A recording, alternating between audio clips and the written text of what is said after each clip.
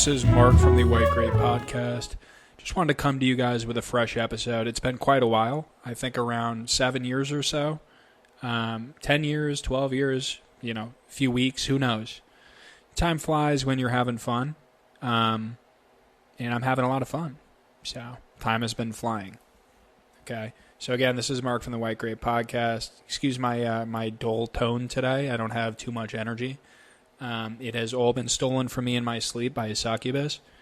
I don't know how they're getting in. I'm doing my prayers at night and everything. But I woke up with one gripped to my chest, staring me right down my peepholes the other night, grinding on me pretty hard. So, a couple more Our Fathers, couple more Hail Marys should be able to do it, seal the deal there. So, but today, what I wanted to discuss was kind of a strange topic that not a lot of people are necessarily going to understand initially, but with a little bit of context, it might open it up for them. Okay. Topic we're going to be discussing today is the difference between people that are generators of power, generators of energy and power, and people that are receivers of the generators. Okay.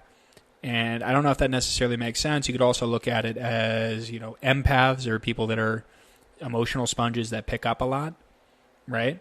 People with high levels of emotional intelligence versus people that are just a little bit more muted in those regards or, aren't as perceptive or whatever you want to call it, right? Bottom line is there's certain people, and we've all met them, there's certain people that I guess the operative term would be big personalities, right? Big personalities. Always got a big personality. And basically what that means is just that the energy or the frequency or the type of vibe they give off when you're hanging out with that person, it helps uplift other people and make them more improve them in other areas of their life, whether that's just the vibe in the moment, right? So we can all think back to that, who's your favorite uncle or who's your favorite cousin or who's your favorite teacher or just a role model from when you were young, and probably the reason, if you're really thinking about it, precisely, that you looked up to that individual is because they brought something to the table that other people weren't necessarily bringing to the table. Okay? In my personal experience, I had a few people that fit that description. Okay? And they're notable because there's not a lot of them. Okay? There's a lot of receivers, and that's, I'm not knocking those people as well. That's most of people in life is, okay, well, how can I get the most out of life? Well, by following the script and by doing these things and by being as similar to other people as I possibly can and not straying from my peers. That's what a receiver type would be, okay? And the generator types are the people that are few and far between. I'd say within a group of percentage-wise, it's hard to dictate because I don't have a calculator that can just, like a God calculator that, determine all these weird things that you can't really measure, but I'd assume it was one person in every, 10,000, 100,000, maybe a little less, maybe one in every 10,000, 15,000 or so. There's a generator versus a receiver.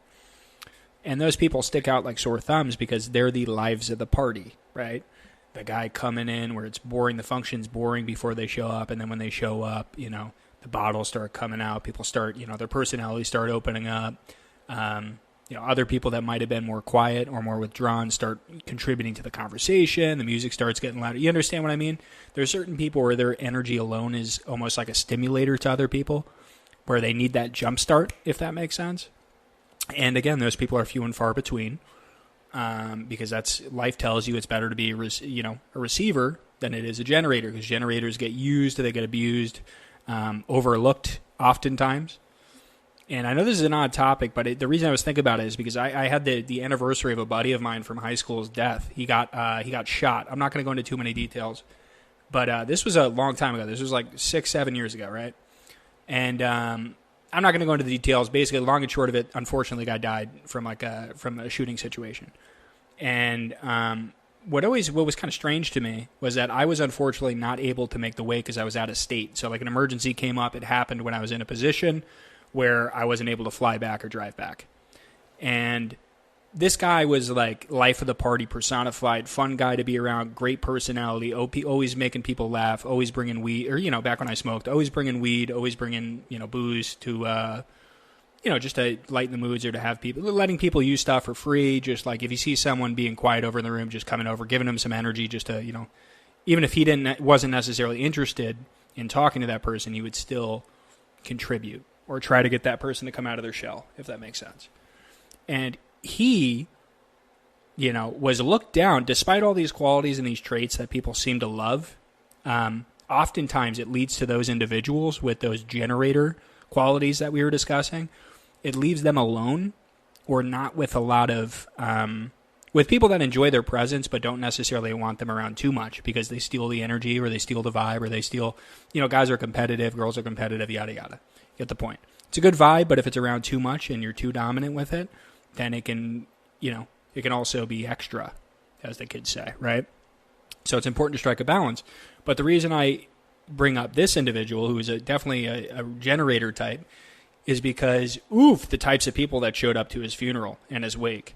I was seeing pictures of it. I was hearing some of the people talk about it. It's always funny when someone dies where, most people have a handful of close friends that genuinely care about them and then a bunch of acquaintances and family members, right? But the second a guy dies, and this is a joke that's been done quite a bit, but the second a guy dies, everybody within a 300-mile radius of that individual is now their best friend, and they're crying and singing Kumbaya in the parking lot while it's raining down.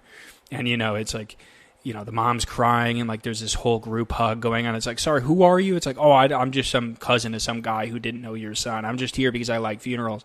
That's kind of the vibe of the people that showed up. And it always confused me, because I would hear the crap that was, or, the trash talk that people, I'm trying to swear less, technically to swear, I guess. Kids watching this, relax, is what, my dead grandfather is screaming at me from the floorboards there. But it's, speaking of the dead and not speaking ill of them, he is very healthy. So we're not speaking ill of the dead if he's healthy, right? So just going to pop in this autistic medication here to make sure that I can push through this last bit of this, whatever this is. Some water. All right, cool. But, it struck me as odd because at these people's funerals that are generally looked down upon and gossiped about, but, their energy is appreciated, but often they're treated the worst, okay? And it's because they're so unique, or because they bring something to the table very few people do, that oftentimes they get treated like dog trash or filth, okay? Or just, they have a handful of friends, people that understand them, but even in those relationships or friendships, those people are often used for their energy or resources, okay? So it's a curse and a gift to be a battery type. But again, I was looking at pictures of who showed up to this guy's funeral and wake, who is a close friend of mine.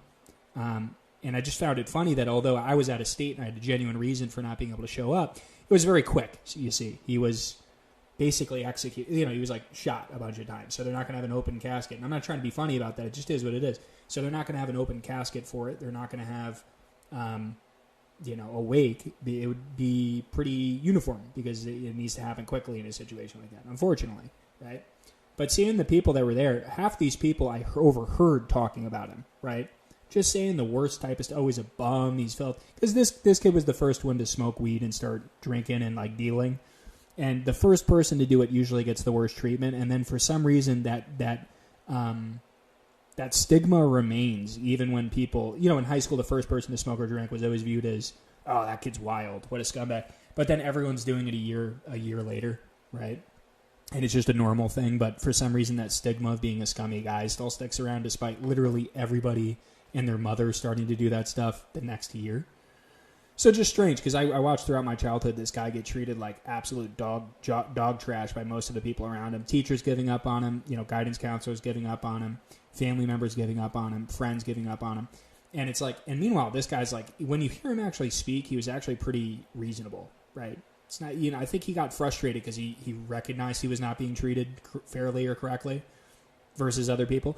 And this is the part that I'm trying to get at, is that again, there's two types generally. There's multiple types of people, if we're going to break into categories, but just to make it simple, receivers and generators. And the generator's existence is essentially to have your energy sucked from you, whether that's emotional, physical, spiritual, whatever it is. You see them in relationships too, where an abusive woman or abusive man will keep around a empathetic man or woman because they can suck them dry of all that positive energy that the negative people are not able to produce within themselves. Okay? So although a lot of the times generators are hated for for their gifts and for the things they bring into the world or for their energy, they're also used.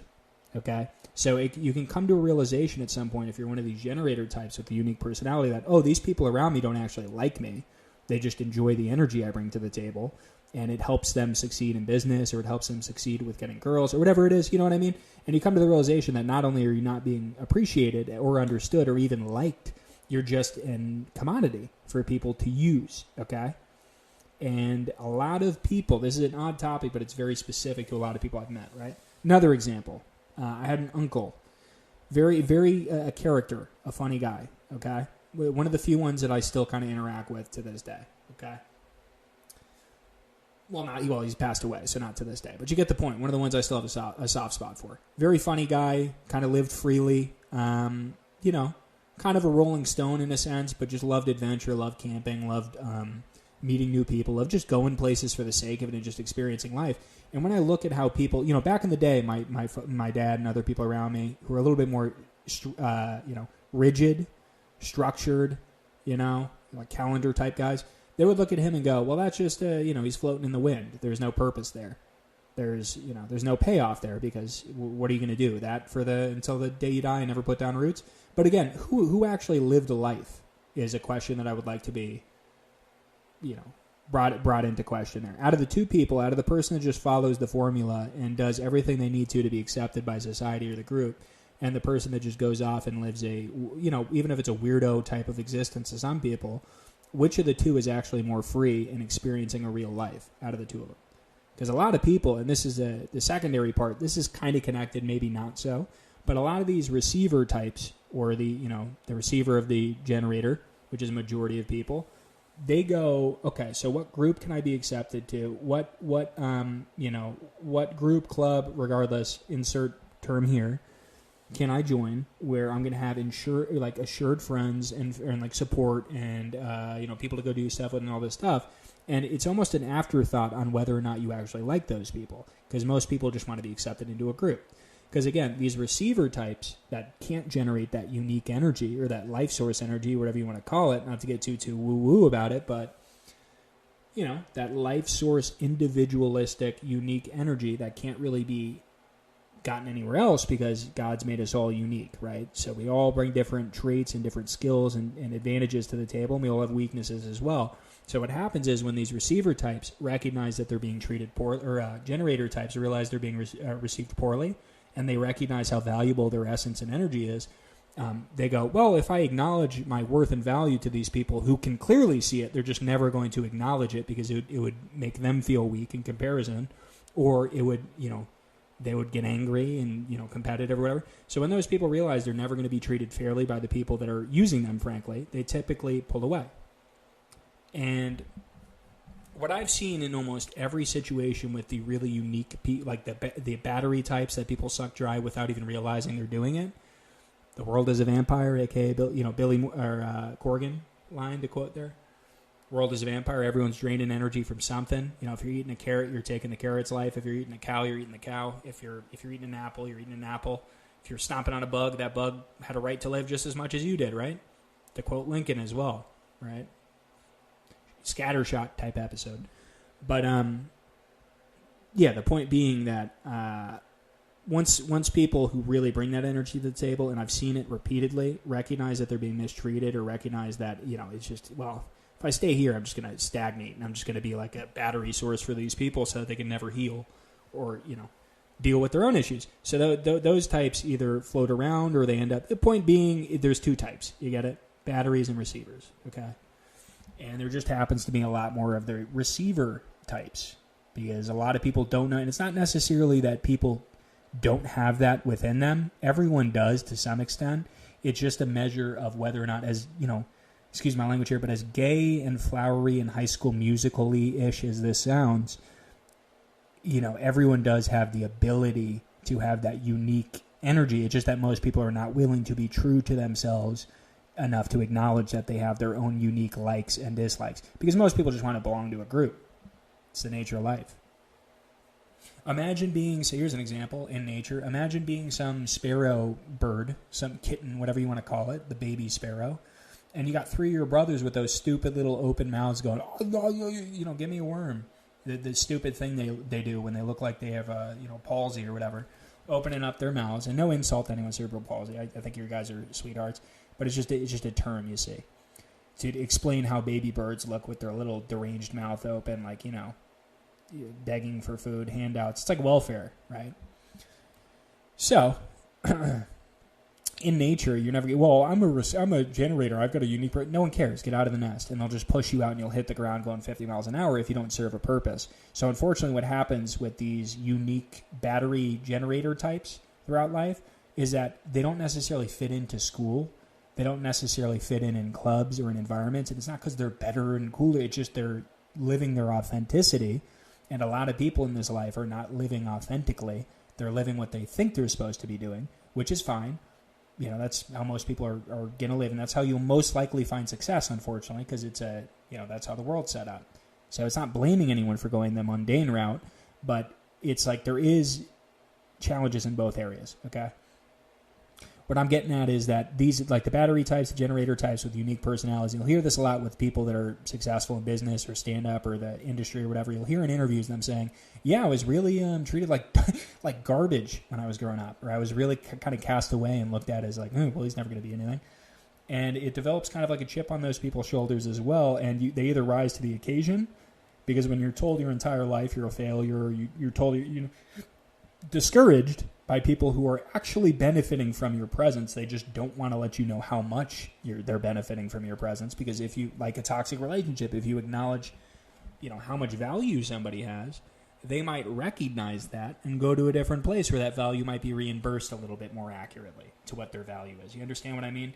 So if these people will be in toxic family units and toxic friend groups, and they're so accustomed to being the battery role in those groups where they're like, well, these people suck me dry. They don't treat me right. They constantly talk down to me. And I know they're literally sucking the soul out of me every single day just by being around them because of the negativity they emit. And they're oftentimes not even necessarily aware of the effect they're having on these types, on the battery types, because you're a battery. Shut up, sit there, let us drain you of your energy. And you're happy that we let you be here. That's kind of the energy a lot of them receive, is toxic friendships, toxic family relationships. So the best bet, if you're one of these types out there, and if there's some kid listening to this who's a literal Duracell, how funny if there's just a room full of Duracells at a Target somewhere, like a whole aisle with an iPhone right next to him listening to the podcast that has no views. Just an entire row of, Duracell Type A, Type B, AAA batteries there, AA's, USB-C chargers getting in the mix too, just listening to me, like a Toy Story version for batteries. But yeah, a lot of these, a lot of people with the battery type personality of, again, giving people energy, giving people entertainment, or just, having a unique flair, they get treated like trash early on. And it usually levels out later in life. Later in life when they're able, because, when you don't have when you don't have school or college or just like a job that's really clicky, you can kind of discover your own stuff and figure out life for yourself. But up until then, the early years are usually quite rough for the batteries, but it evens out. And in inverse, the receivers usually have a rougher latter half of life if they don't find a battery. So a lot of those receiver types that completely have sold off their originality or just don't care about improving in life, they'll be lucky. If they're lucky, they'll marry a battery type, or they'll get engaged, or have a girlfriend or a boyfriend that's a battery type, so they can continue draining from that individual. But unfortunately, a lot of those receiver types that are on the negative side of the spectrum, they don't care that they're having a negative effect on others. They want to continue doing it, and they view you or us, whatever you want to say it, as the battery type, as selfish, nasty, and narcissistic for not come back here. You're supposed to be my footstool, which is pretty much how they view it, even though they don't like you. So. Again, kind of an odd episode. There's going to be like a mini, 2-part Netflix documentary special where we find out who the murderer is next week. I think it's Reverend Brown. I think he might have did it. So next week we'll be back at it again. This is the White Grape Podcast. I forgot what episode it was, but yeah. Let's talk to you soon. Bye, fellas.